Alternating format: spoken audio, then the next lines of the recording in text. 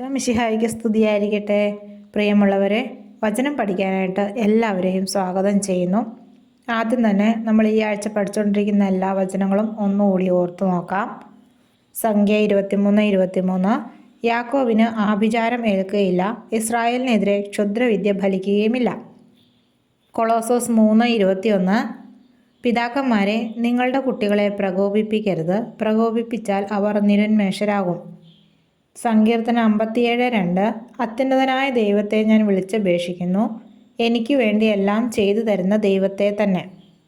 ജ്ഞാനം 6:25 എൻ്റെ വചനങ്ങളാൽ ശിക്ഷണം നേടുക, നിനക്ക് ശുഭം വരും.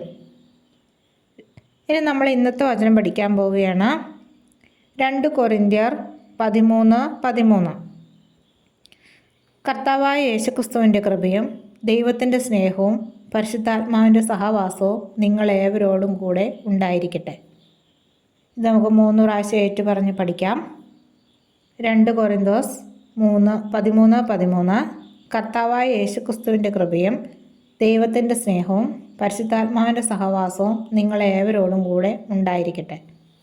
2 കൊരിന്തോസ് 13:13 കർത്താവായ യേശുക്രിസ്തുവിൻ്റെ കൃപയും ദൈവത്തിൻ്റെ സ്നേഹവും പരിശുദ്ധാത്മാവിൻ്റെ സഹവാസവും നിങ്ങളേവരോടും കൂടെ ഉണ്ടായിരിക്കട്ടെ.